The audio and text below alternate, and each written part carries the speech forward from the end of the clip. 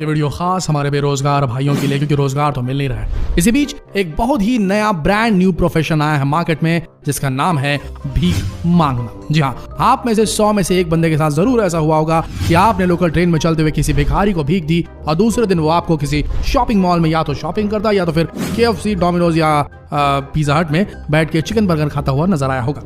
आपको बता दें, ये बिल्कुल सत्य है। भीख मांगना एक बहुत बेहतरीन प्रोफेशन बन के उभर चुका है। आपको बता दें, ऐसे कई किस्से आजकल सामने आ रहे हैं जहां भिखारियों की मौत के बाद पुलिस वाले जब शिनाख्त करने उनकी झोपड़ियों तक पहुंच रहे तो उन्हें उनकी झोपड़ियों में AC लगा हुआ मिल रहा है। उन्हें उनके झोपड़ियों में बोरी बोरी पैसों, सिक्कों, काफी ज्यादा खजाना मिल रहा है वहां पर इन भिखारियों के घर पे, जो सालों साल से भीख मांगने के प्रोफेशन में ही लगातार बने हुए थे। ऐसा मेट्रो शहरों में बहुत ज्यादा हो रहा है। आज हम आपको इस प्रोफेशन के पूरी गहराइयों तक लेके जाएंगे और ऐसे ऐसे भिखारियों से मिलवाएंगे जिसके बारे में सुन के आपके रोंगटे खड़े हो जाएंगे और आप भी इस प्रोफेशन को, भीख मांगने प्रोफेशन को सीरियसली लेने के बारे में सोच सकते हैं। फिर पहला किस्सा है मुंबई का। मुंबई की लोकल ट्रेन, इसे तो आप जानते ही होंगे।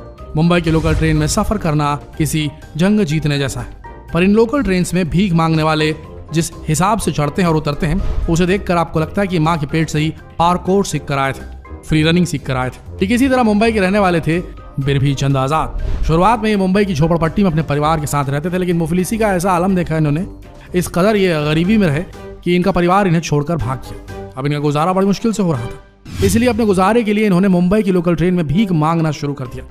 कई वर्षों तक ये मुंबई की लोकल ट्रेन में भिक्षा मांगते रहे और फिर एक दिन ये रेलवे क्रॉसिंग को पार कर रहे थे, तभी अचानक लोकल ट्रेन ने इन्हें जोरदार धक्का मारा, टक्कर मारी और उनका वहीं के वहीं स्वर्गवास हो गया। आखिरकार पुलिस ने इनके शव को पोस्टमार्टम के लिए भेजा, लेकिन अब पुलिस वालों को इनके रिश्तेदारों की तलाश थी, क्योंकि इनके शव को उनके रिश्तेदारों के हवाले करना था। इसलिए बिरभी चंद आजाद की झोपड़पट्टी को ढूंढते हुए उसके घर तक पहुंच गए। उसके बाद इन्होंने वहां पर खोजबीन शुरू कर दी ताकि इनकी शिनाख्त हो पाए और उनके रिश्तेदारों को उनका शव सौंप दिया जाए।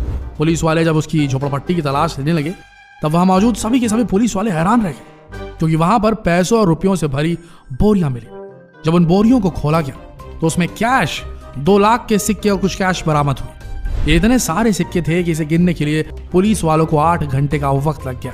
इसके बाद पुलिस वालों को पासबुक भी मिला जिसमें 8,77,000 रुपए जमा थे। इतने सारे रुपए पैसे देखकर पुलिस वाले हैरान रह गए थे। उन्हें बिल्कुल यकीन नहीं आ रहा था कि एक भीख मांगने वाले के पास इतना सारा पैसा कैश होगा और इतनी संपत्ति इनके बैंक में जमा होगी। लेकिन ये सत्य बात है दोस्तों। आगे बढ़ते हैं। किस्सा नकली भिखारी का। दुनिया में आपको कई ऐसे लोग मिल जाएंगे जो अपनी हालत की वजह से सड़कों पर भीख मांगने के लिए मजबूर हैं, लेकिन कुछ ऐसे भी लोग हैं जो जानबूझकर नकली भिखारी बनते हैं। ये किसी न किसी तरीके से अपना एक हाथ छुपा लेंगे और लोगों को लगता है कि बेचारे इस आदमी का कोई हाथ ही नहीं है, ये एक ही हाथ है। लोग उस पर तरस खाकर कुछ पैसे दे देते हैं। ऐसे ही ये भाई साहब सड़क पर रेंगते हुए भीख मांग रहे थे। उनकी हालत को देखकर आपको भी लगेगा कि ये वाकई में बहुत ज्यादा बीमार है। इस क्लिप को देखिए, कैसे ये सड़क पर घिसट घिसट कर लोगों से भीख मांग रहे हैं। लेकिन इनकी कहानी कुछ और ही है। असल में जो व्यक्ति इस भिखारी का वीडियो रिकॉर्ड कर रहा था, वीडियो रिकॉर्ड करते करते अचानक वो भी हैरान रह गया। ये व्यक्ति अब तक जो सड़क पर घिसट कर भीख मांग रहा था, अचानक खड़ा हो गया और वहां तक जाने लगा। अब आप ही सोचिए, ऐसे नकली भिखारियों का क्या करना चाहिए।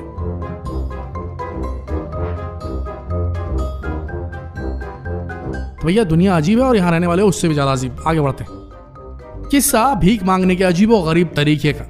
सड़कों पर जितने भी ये लोग भीख मांगते हैं, इन्हें शायद पता होता है कि अगर ये छोटे छोटे बच्चों को उठाकर भीख मांगेंगे तो लोग इन्हें ज्यादा पैसे देंगे, और यही वजह है कि आजकल बच्चों की किडनैपिंग ज्यादा हो रही है। आप यकीन नहीं करेंगे, लेकिन ये लोग भारत के छोटे गांव से इन नन्हे मासूम बच्चों को किडनैप करते हैं। उसके बाद उन्हें अच्छी खासी रकम पर इन भिखारियों को बेच देते हैं। कई बार तो ये भी देखा गया है कि भिखारी इन बच्चों के हाथ जानबूझकर काट देते हैं ताकि लोग इन्हें ज्यादा से ज्यादा पैसा दे सके। ऐसा ही एक मामला सामने आया जब ये व्यक्ति एक बच्चे को उठाकर भीख मंगा रहा था। इसने बकायदा बच्चे की एक हाथ पर पट्टी बांध रखी थी और लोगों को ये बता रहा था इस बच्चे का हाथ खराब हो गया और इसके इलाज के लिए पैसों की जरूरत है, इसलिए कई लोग तरस खाकर इसे पैसे दे रहे थे। तभी कुछ लोगों को शक हुआ और उन्होंने इस बच्चे के हाथ में बंधी पट्टी खुलवाने के लिए उस भिखारी को मजबूर कर दिया। आखिरकार जब इसकी पट्टी खोली गई तो बच्चे का हाथ बिल्कुल ठीक था और जैसे ही बच्चे के हाथ की पट्टी खुली, ये भिखारी वहां से खिसक लिया।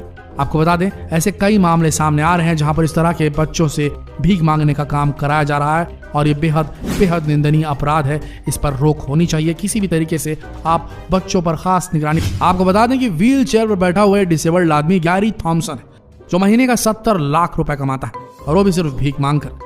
आज से कुछ समय पहले आप इनको अमेरिका की सड़कों पर व्हील चेयर में बैठे हुए भीख मांगते हुए बड़ी आसानी से देख सकते थे। इन्हें देखकर साफ समझ में आता था कि इनकी मेंटल कंडीशन बहुत खराब है और ये ठीक तरीके से बोल भी नहीं पाते थे। इनका एक हाथ भी पूरी तरीके से खराब हो चुका है, और यही वजह थी कि लोग इन पर तरस खाकर इन्हें अच्छी खासी रकम दे दिया करते थे। लेकिन एक दिन इनका सच सामने आ गया। असल में पूरी तरीके से नॉर्मल इंसान थे और कुछ लोग वीडियो बना रहे थे, तभी उन लोगों ने इनका झूठ पकड़ लिया। बाद में पता चला कि भाई साहब ने स्पीच थेरेपी में डिग्री भी हासिल कर रखी। यही वजह थी कि इस तरीके से बोल पाते थे। इन्हें अच्छे से मालूम था कि जो लोग मानसिक रूप से विकलांग होते हैं या किसी किस्म की स्पीच डिसऑर्डर उनके साथ होती है, वो किस तरीके से बोल पाते हैं। उसी तरीके को उन्होंने कॉपी किया और उस तरीके से बोलकर लोगों को भरमा रहे थे, बेवकूफ बना रहे थे। आखिरकार उन्होंने वीडियो में खुद बता दिया कि वो महीने का 70 लाख रुपए बड़े आसानी से भीख मांगकर कमा लेते हैं।